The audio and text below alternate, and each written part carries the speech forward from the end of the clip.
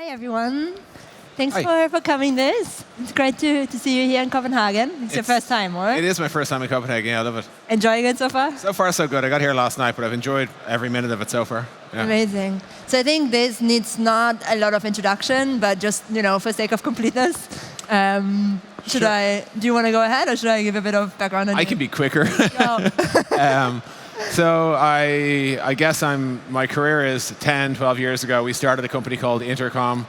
Before that, I worked in tech. I studied computer science, and I worked as a consultant. But ultimately, we built Intercom to solve a problem with a previous business, believe it or not. We used to have a different product, which was a developer tool. And we had lots of users, and we wanted to talk to them. And there was no good tool for letting you talk to your users. And we decided to one day build a little pop-up thing where you could talk to your customers inside your product. And we asked questions like, hey, what should we work on? Do you have any feature requests? That type of thing. And all the requests we got back were some version of, I don't really care about this product too much. However, I love this little chat thing that you've given me. I would like that. And we're like, huh. And it turned out everyone wanted our feedback widget more than they wanted our developer tool. So we sold the developer tool. It became a part of IBM. And using the proceeds, we decided to fund building this little chat thing into what is now Intercom. And we had explosive growth. We went from 1 million in revenue to 50 million in under 3 years. We're now 900 people. We're over 200 million in revenue.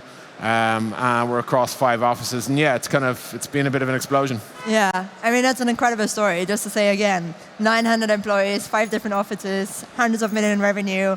But it's been also a 10 to 12 year journey, right? Yes, absolutely. And I think sometimes looking from the outside in, it seems like a very glamorous story, especially if it goes right and you're growing fast. But actually, it's a really, really long one. So I want to talk a bit about today, the ups and downs of those journeys, and maybe especially over the last 4 years. We went into COVID, everyone thought the world was going down. Then especially the B2B enterprise ecosystem actually saw a massive boom over sort of 1.5 years. And then 2022 hit, and suddenly markets were crashing again. So, down, up, down, up. How did you perceive that as a founder? What was your experience? Anything you want to share? Yeah, I mean, if you had to design a way to kill an entire generation of startups, to make sure that they die, here's what you'd do. You'd give them a boom market where everything's going great. You'd tell them to raise as much as they can at as big a valuation as possible. You'd give them unparalleled demand, and then you'd encourage them to spend all the money that they started to raise, and then in one fell swoop, you'd take it all away. And every single startup was then left with a massive valuation that they're probably never going to see again, a large amount of money in the bank, hopefully, a huge burn rate, and in a lot of cases, they still haven't even validated if their product has market fit yet. And that's where I see so many startups today. And of course, the advice is, well, you cut your burn, you preserve your runway. And I think that it's understandable why people say that. The only sort of counter advice I have to people is be careful that you don't just extend your runway so long that you waste 10 years of your life doing nothing, if you effectively. You really have to make sure that there is a thing in your business that is working. And I think staying alive isn't the goal. Staying alive is a necessity, but it is not sufficient. You have to actually make sure you have a product there. And that might mean spending some money, hiring some people. But I think I'm seeing, and we're still going to see, you probably see it more in your industry, I think we still have 2 more years of startups that will close or shut down, either because there is no hope of reaching their last round valuation. In some cases, they're 10, 15% overvalued. Sorry, 10x overvalued, not percent. That'd be easy. Sales aren't there. The VC funds aren't there, or at least they're now asking questions about how you make money again and stuff like that. And because of all this, I just think we're going to. The extinction event we have seen hasn't yet started properly. I think we have 2 more bad years of this. I think the best thing we can do as entrepreneurs is make sure that we find the core of a strong business within our startup. That might mean shutting down all the other, bullshit that we started in 2022. But I think, to really get fit and focused, You have to make some hard decisions, but then you really have to try. Like, if you can't make it work in 2 or 3 years, it's too hard. Hand the money back and try a new business. That's kind of my advice. So maybe just breaking that down a little bit, it sounds to me, and I think we talked about this also before, it's a lot about finding the one thing that works for you. Yeah. And really focusing in on it. Yeah. What does that look like exactly? Like, how do you find that? Yeah. What does focus mean for you? Yeah, I mean, saying you're focused is like saying you have a good sense of humor, right? Everyone thinks they're focused. No one sits here and goes, oh, our business isn't very focused, but we're good. Everyone thinks they have focus. And they don't. Most people don't. And most people don't have a good sense of humor either, but that's neither here nor there. So I think when I ask somebody what are they focusing on, what you'd love to hear with a small early stage company is we have one type of customer we serve. And that's a pretty specific type of customer.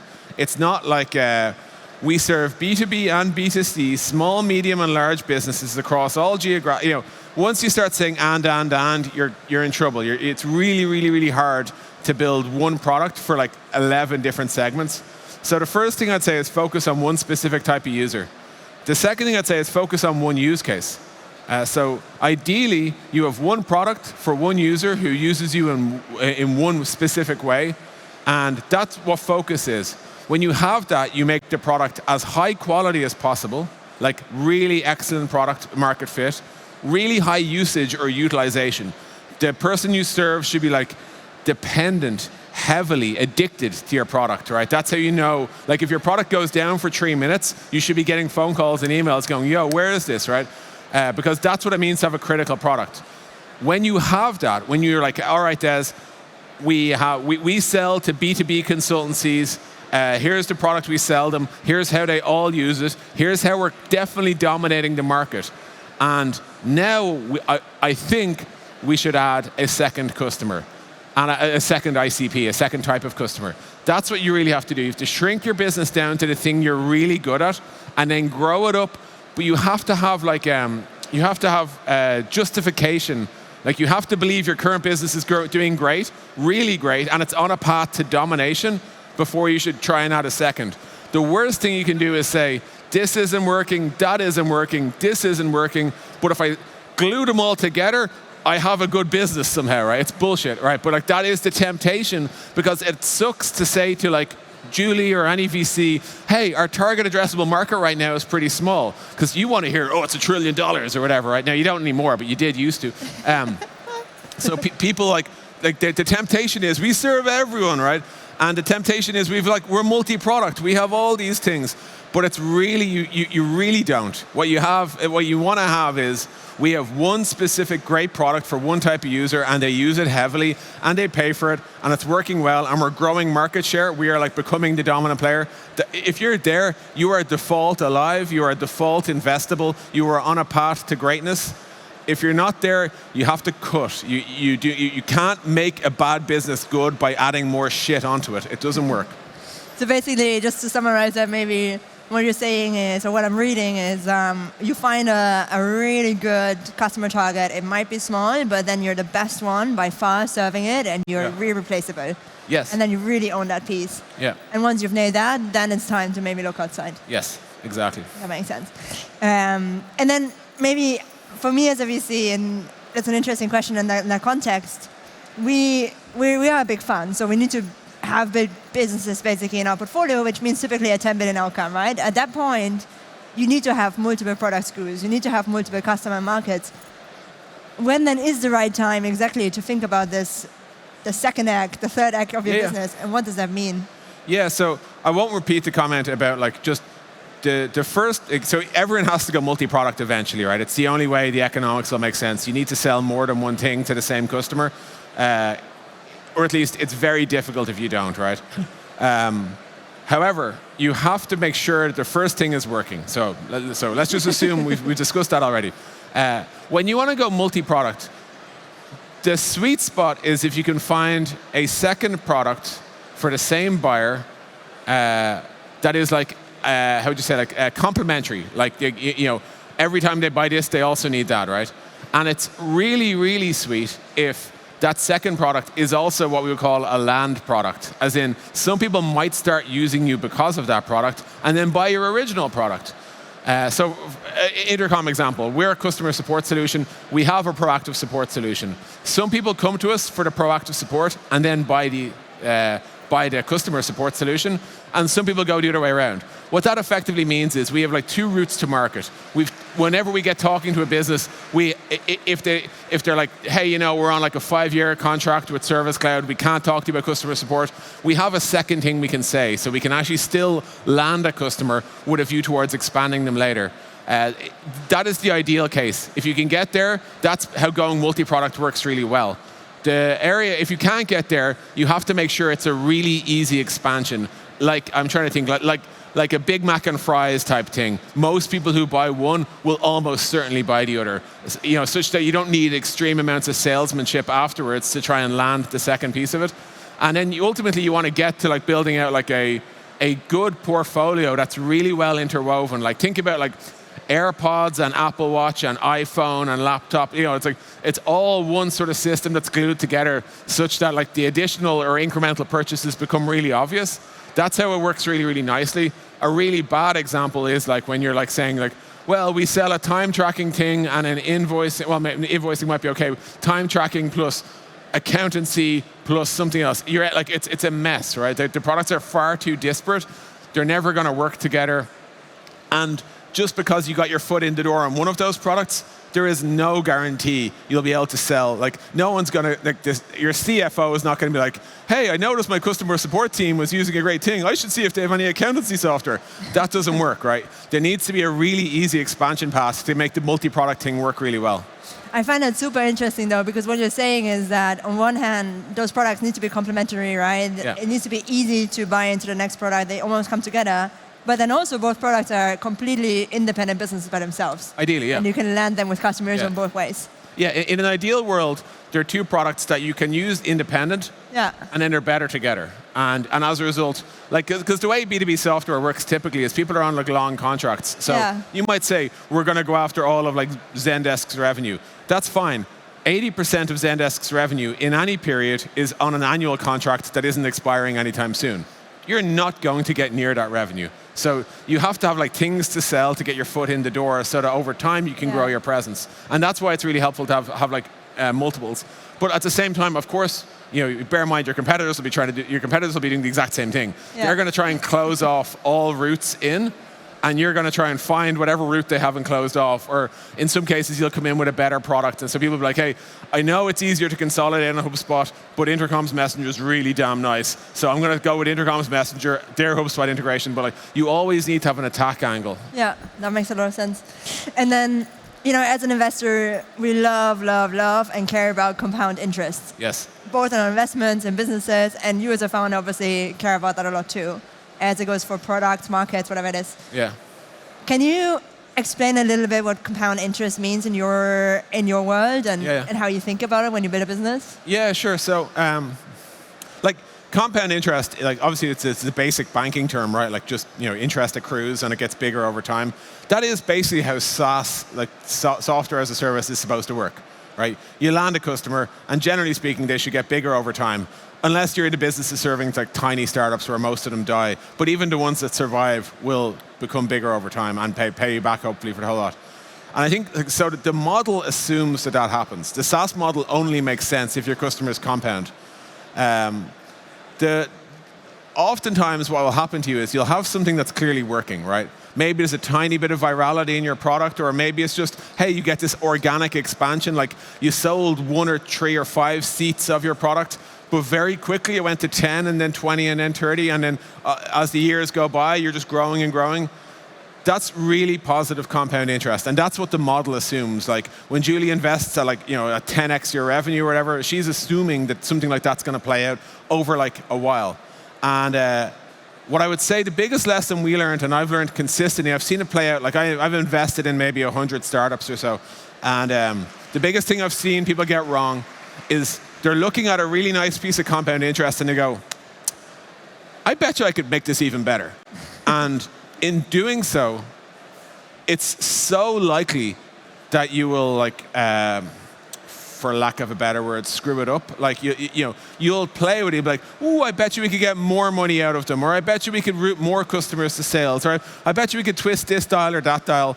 And in doing so, you actually break the thing that's working. And what I would say is the upside of optimizing a great business versus the downside of like fucking it up is like a ratio you really need to worry about, right? Because there's no worse feeling, and I've seen portfolio companies say this, hey Des, I know you said don't do it, but we tried this pricing experiment, now our revenue's through the floor and all our customers hate us.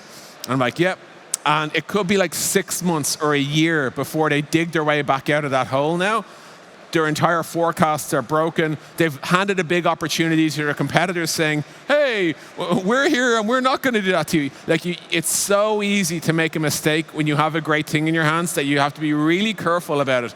Like, an optimization should honestly be one of the last things you do. I think you'll waste a lot of time there doing things that like, oh, we made the green button red and now signups are up 0.001%, but like it disappears down the funnel. That type of like waste of time shit. So I'd be really, really careful about it. There's a famous Warren Buffett quote, which is very simply stated, if you see compound interest, step back and step away. Let it happen to you. You'll thank me later. That's the best thing I can say on that.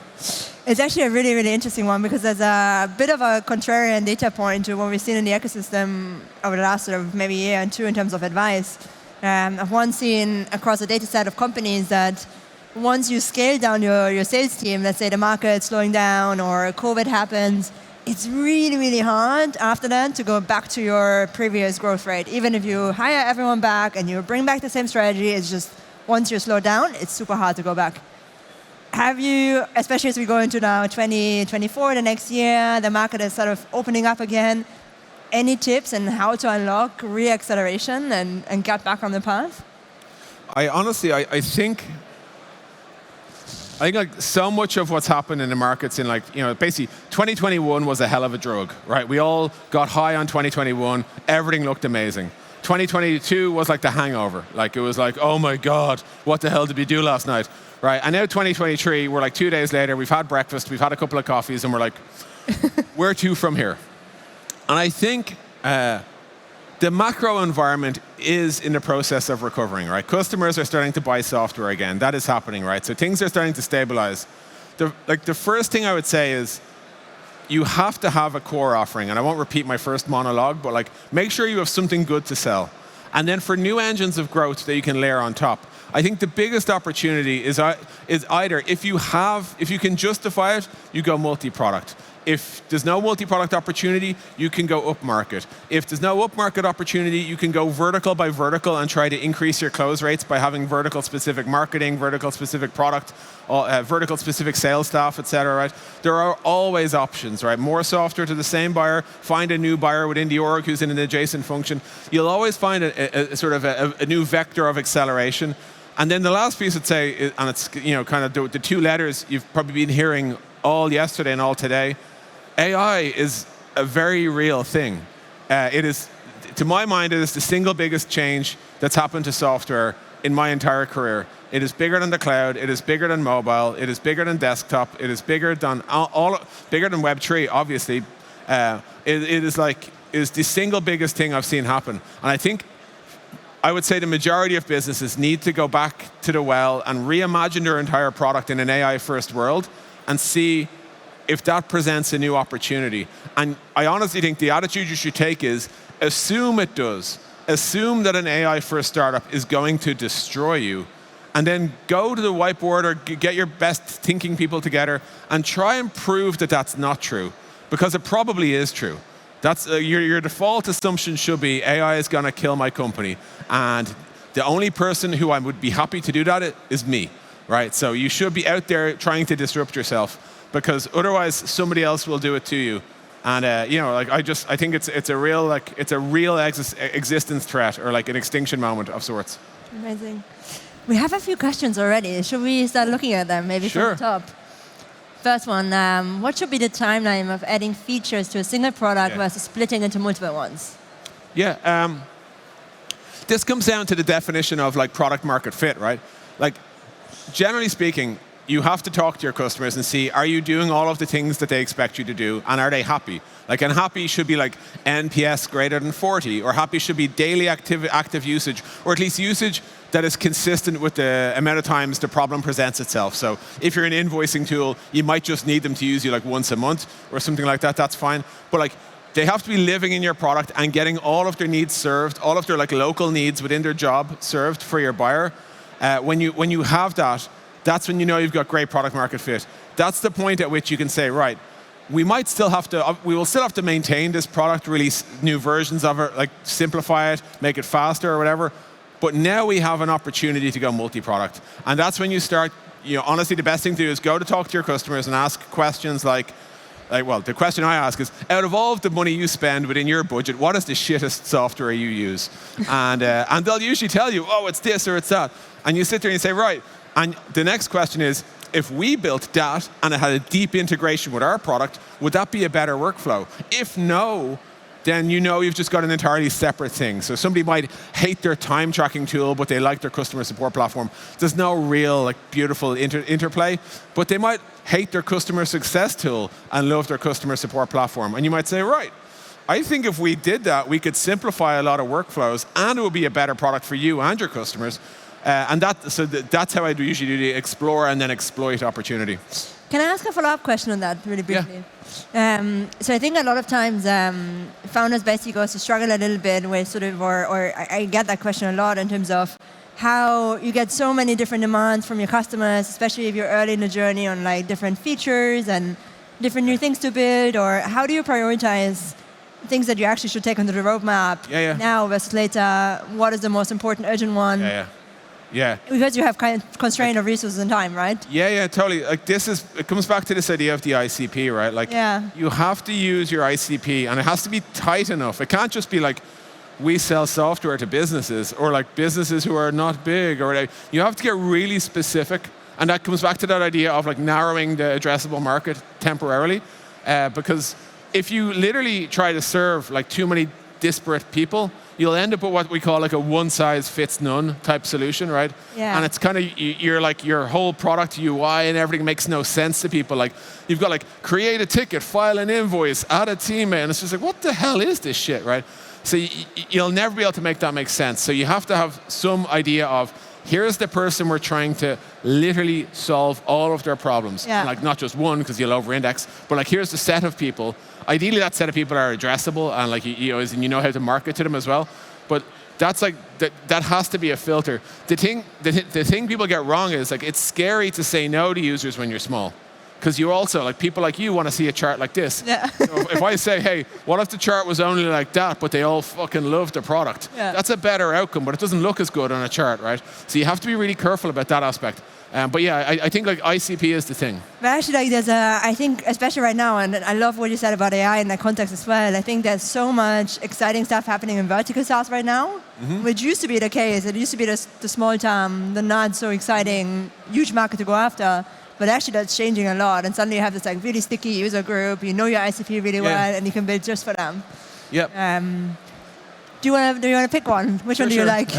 No question. Just want to say this was the most fruitful piece of content today. Thank you. Thank you. Okay, speaking of moving away from compounding that works, how would you go about raising prices in a B2B SaaS product? Well, I have so much scar tissue here. I'm probably this is like asking Elizabeth Taylor, how would you go about planning a marriage? We have tried this so many times and it has not gone well, right? Like, was it Elizabeth Taylor who married 8 times? So anyway, somebody who's married a lot, right? Right, so here's the things I'll say. Do it slowly. Sanity check it with very small groups of customers. Ideally, you have a customer advisory board or somebody who you have a really deep relationship with and you can have an honest conversation with. Slow is essential because you're going to get it wrong. And then the things you might get wrong, the price point, the bundling, the communications, the timelines, all of those things are things you can get wrong. And every single one of them is an option for what I would call brandicide, that is destroying your entire brand. So slowly is the first thing I'd say. Lots of customer feedback. And then the real question you're asking is about grandfathering, which is the phrase people use when they say, leave people on existing contracts alone and only change prices for new people. I think that's, at a minimum, your first thing you should do is change it for new people and see if it performs. Because there's no point in raising prices for existing customers if it kills off all of your acquisition channels. That's a bad outcome. So let's, at the very least, check the pricing with new people, see if it works. If it does work, and then you're like, you know what, this whole back book of revenue, we think that they should move over too, I would say do it slowly and consciously in waves with generous discounts, generous on-ramps, long timelines. Careful, careful, careful is my advice. Yeah, amazing. We have 1 more minute, so maybe we pick a short one. Okay. Do you want to pick? Do you want to do the last one? Okay, last one. Any advice for startups on how to recognize good investors and flags? Yeah, as well. Oh, okay. You're putting me on the spot here. So I'm supposed to say it's her. So let's just assume I say that. Eamon's there as well. He's also a great investor. So I think there's 2 things I would really encourage you all to ask investors. One is, like basically money is money, right? And they're all going to say that they're value add, and they're all going to say that they're going to help you recruit and hire and build out your exec team and blah, blah, blah, blah, blah, blah, blah, right? They all have the same pitch. Different language, different fonts, same words. The things I think you care about, especially in this environment, how useful will they be when the shit hits the fan, right? Like, what did you do for your companies in 2022 when everything was going down and they were having a real problem carrying out a RIF? They needed a bridge loan. They needed to extend runway. What did you do? What was your policy towards your investors, towards your companies? That's one question, because everyone's great when things are great. They'll invite you to all the barbecues and dinners, and you'll be drinking cocktails with Ashton Kutcher and all that sort of cool shit. When times are great, everything's great, right? The question you really want to know is, will you be in my corner when things are going wrong? And those things that go wrong, right now it's all market stuff, but there will be other stuff. There'll be outages, there'll be like incidents at your company, there'll be all sorts of shit. How will they back you as the founder of the company in those circumstances? That's the question that really matters. Are they really on your team? And like the dirty secret of VC is they're actually on team maximize the shareholder value of the stock, which is what you should be as well as CEO of the company. But like, how much did they share your vision, your approach? And will they really step in when they're needed? That's the actual question you need to test for deep alignment, in my opinion. Thank you. I think we could keep chatting for hours, but unfortunately time is over. Thank you so much, and thank you all for the questions. Thank you all for coming.